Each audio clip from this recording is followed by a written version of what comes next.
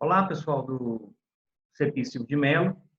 Ah, Nós vamos dar continuidade ao conteúdo que nós estávamos trabalhando com vocês, que foi a ideia de ondas, né? Em específico, acústica. Agora nós vamos abordar nessa segunda aula aí, nossa revisão do Enem 2020. Eu vou continuar nessa mesma linha de pensamento e eu vou abordar com vocês hoje, na nossa aula, a ideia dos fenômenos ondulatórios, né? No final dessa primeira meia hora, vai ter umas atividades online para vocês resolverem, são 10 questões apenas, elencando tudo aquilo que nós estudamos, tanto na primeira aula de ondas, quanto na nossa segunda aula, que vocês verão comigo agora, tá bom? Aí, no final da aula, eu vou disponibilizar as últimas meia horas dessa aula para vocês fazerem as atividades no formato Kids, beleza? Então, vamos dar o início à nossa aula. Eu vou compartilhar a tela de apresentação com vocês. Tá? A nossa apresentação começando, né? Então, como eu havia falado com vocês, o assunto é ondas, né? Fenômenos ondulatórios. Nós vamos começar com esse experimento da lei de Hooke, né? Também vou compartilhar essa tela. Quando você clicar aqui no experimento, né? Observe que virou uma mãozinha, né? Aqui já tem um endereço que eu fui feito um experimento, que é a plataforma da Universidade do Colorado. Você pode fazer aí na sua casa, né? O experimento. Eu vou clicar, já vai abrir aqui o site, né? Deixa eu só verificar se está tudo ok. Vou compartilhar a tela com vocês, né? A tela do experimento. O experimento é lei de Hooke. Vamos pegar aqui o assunto, apenas o assunto introdutório, tá? Da lei de Hooke. Nós temos aqui, né? Observe que nós temos uma mola, né? Ela está fixa, tem uma parte fixa, e a outra parte está móvel, né? Eu vou poder segurar, tá vendo? Cada vez que eu vou com o mouse em cima da figura, eu clico, eu estou segurando a mola, então eu posso distorcer a mola, né? Posso empurrá-la e posso espichá-la, né? Então nós temos aí uma mola, né? Uma mola. Nós chamamos aqui um sistema massa-mola. Eu vou colocar aqui, eu vou soltar, né? Esse sistema massa-mola. Eu vou colocar o vetor da força para apresentar. Vou colocar o vetor força elástica, né? Vou colocar a deformação que essa mola sofre, né? Aqui ela está neutra, né? Aqui, ó, nesse ponto, né? Ela não sofreu nenhuma deformação. Ou seja, nesse ponto não tem nenhuma força agindo, aplicando nessa mola. Então, também não tem nenhuma força elástica, né, agindo nesse sentido.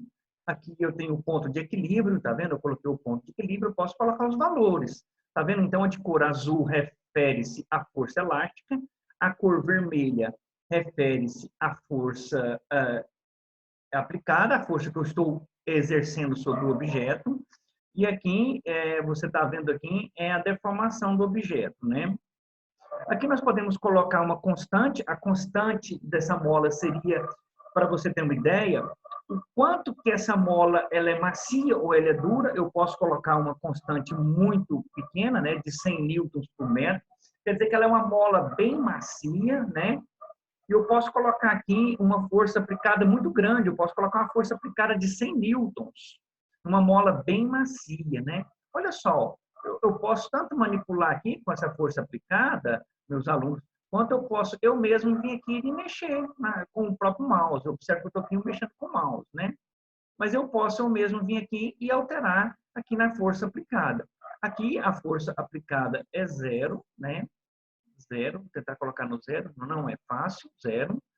Aqui eu coloquei uma constante, que é a força da minha mola, eu coloquei de 100 newtons, né? Mas eu posso colocar de 500 newtons por metro, né?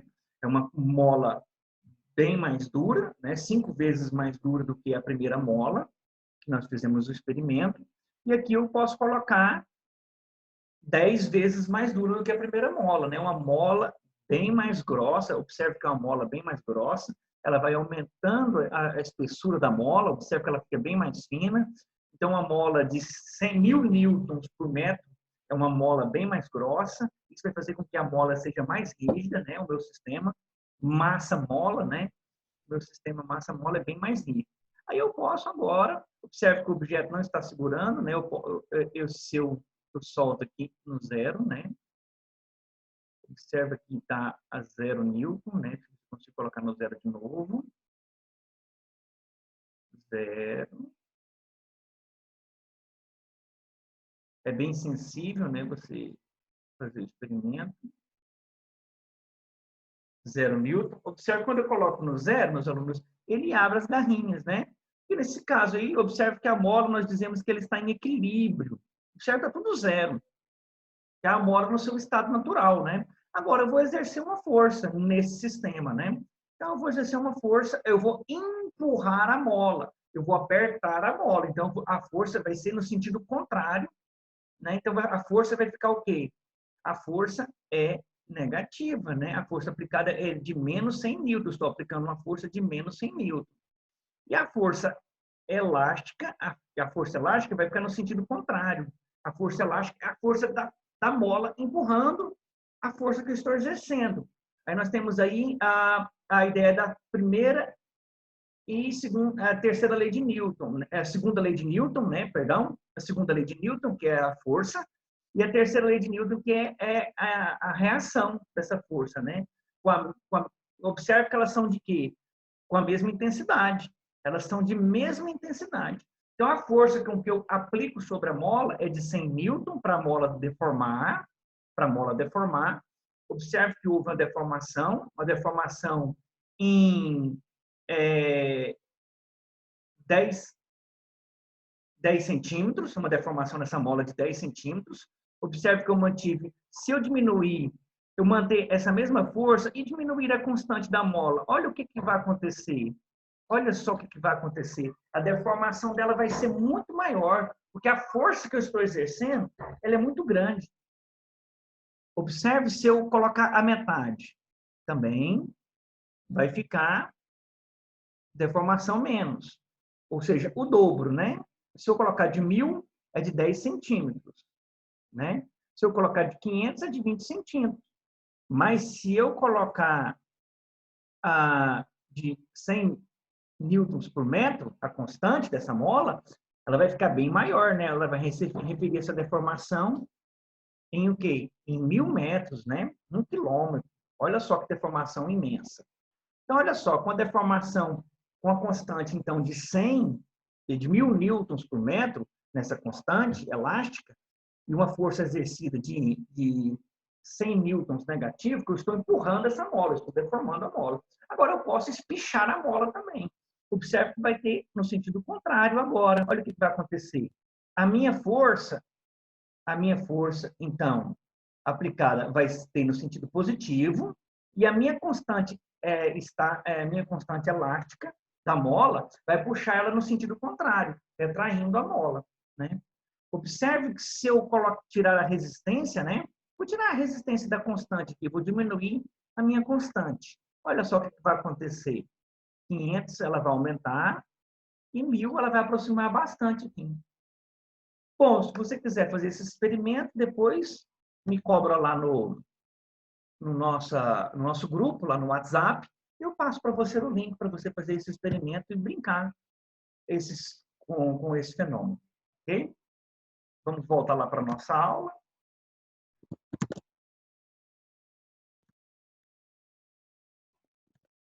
Voltando aqui para a nossa aula. Então, nós temos o seguinte. Então, nós fizemos aí um experimento, né, com a lei de Hooke.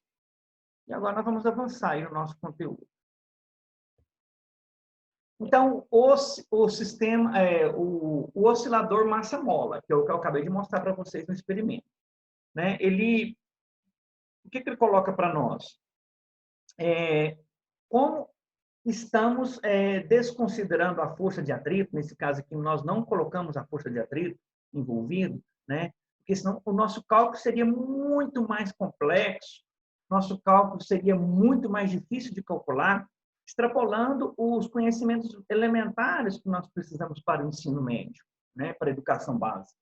Né? Então, a única força responsável por essa força é igual menos a constante de deformação dessa mola, vezes a distância. Vamos para uma aplicação. Uma pessoa de 75 quilos está em cima de uma mola de compreensão com uma constante de mola de 5.000 newtons por metro e comprimento nominal de 0,25 metros. Qual é o comprimento total da mola carregada? A potência da mola, a constante da mola, é de 5.000 newtons por metro. Né? E uma pessoa de 75 quilos vai lá e sobe em cima dessa mola. E a mola deforma 0,25 metros.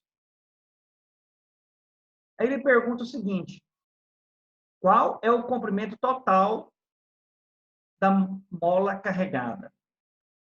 Temos como saber. Olha só.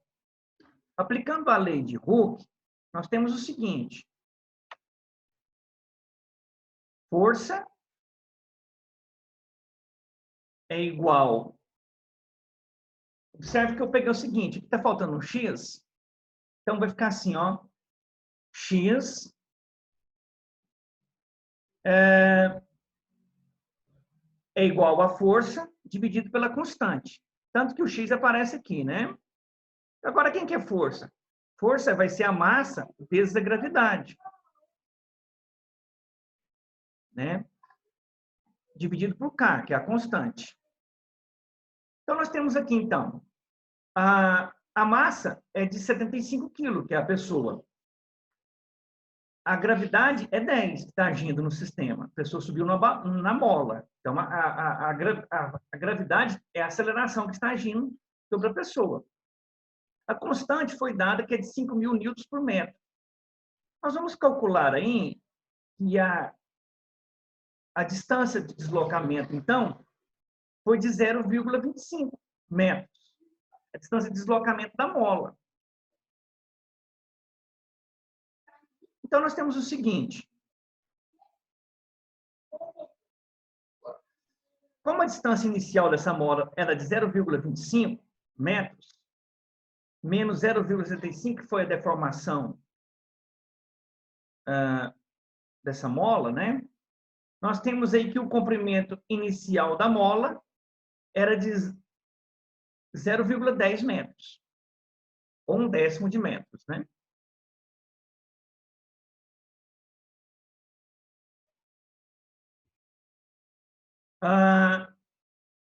Um outro experimento que eu quero apresentar para vocês é o experimento do pêndulo.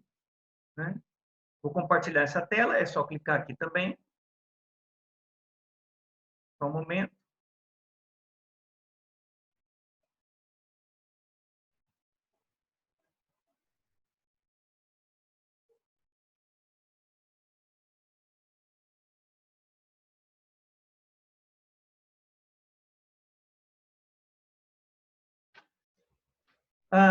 O experimento do pêndulo, nós temos aqui.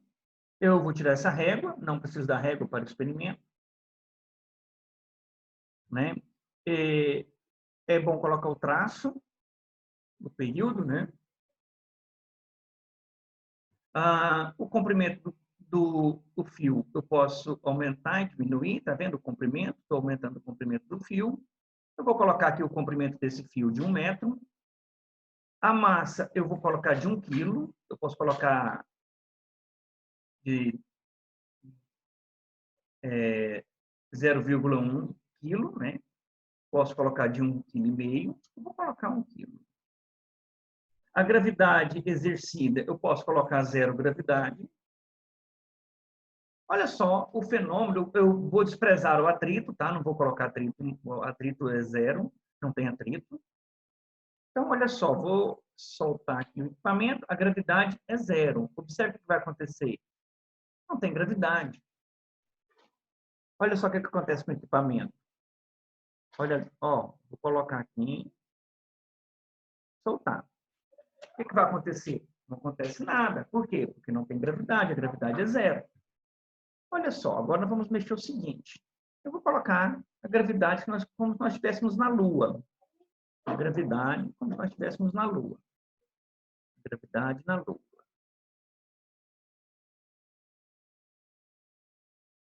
Aí nós fizemos o período, né?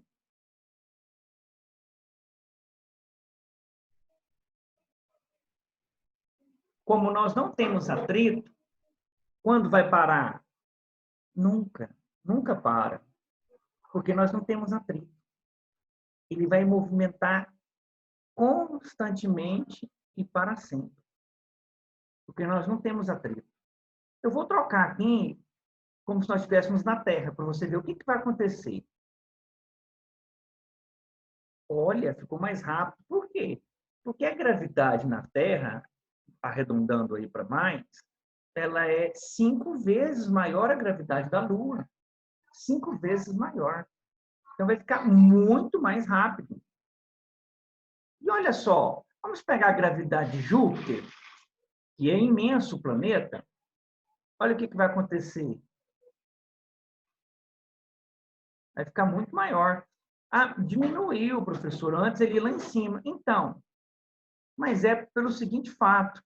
É porque nós soltamos. Se eu soltar ele aqui, ó, observe o que vai acontecer. Quando eu mudo de uma gravidade para outra, ele começa da onde ele pegou, né? Então, observe a gravidade de Júpiter. Olha só o que está acontecendo. Ele é bem maior do que a gravidade da Terra. Eu não sei especificamente quanto é a gravidade de Júpiter, mas é bem maior. Mas observe, então, que o movimento dele é bem maior. Então, nós temos aí um exemplo para vocês. Agora, olha só, eu vou colocar só a título de curiosidade, vou deixar aqui na gravidade da Terra, e vou colocar o atrito, para você ver o que vai acontecer com o atrito. Olha só, vou parar, vou colocar aqui em 90 graus, e colocar o atrito na metade. E vou soltar. Você vai ver o que vai acontecer.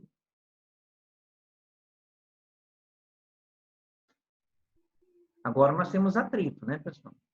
Olha o que vai acontecendo. Ele vai cada vez mais diminuindo. Então, por que para?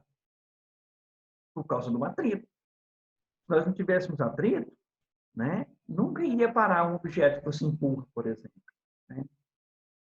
Nunca iria parar, porque tem atrito. Observe que vai diminuindo, diminuindo, diminuindo, diminuindo, até parar o movimento. Então, esse é o pêndulo simples, né? Você viu aí no experimento. Então, vamos voltar aqui para a nossa tela, voltar agora para a nossa apresentação. Então, continuando aí, a nossa apresentação. Nós temos aí o pêndulo simples, né? Como vocês viram lá no experimento. Aqui nós temos uma parte que ele está, nós chamamos de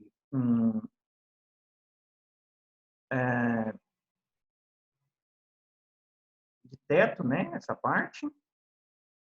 Essa parte eu chamo, é onde ele está preso lá no teto, né? Voltando aqui, né?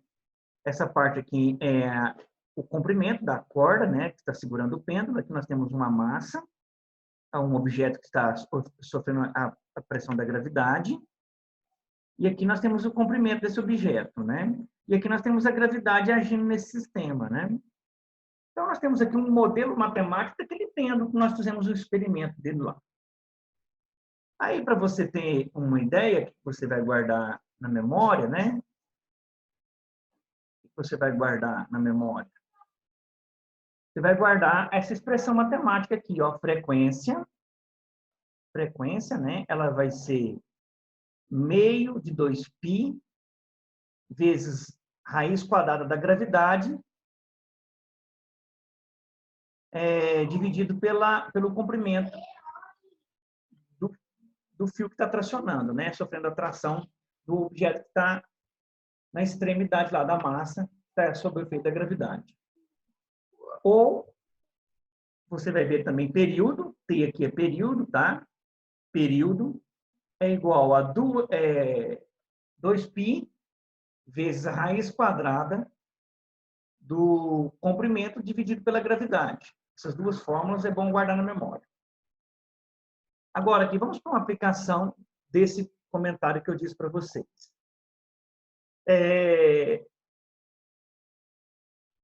Determine o período e a frequência de um relógio de pêndulo, é uma questão bastante comum, cuja haste, que é o comprimento do fio, mede 90 centímetros, né, 0,9 metros, e que realiza pequenas oscilações em um local cuja aceleração da gravidade é de 10 metros por segundo ao quadrado.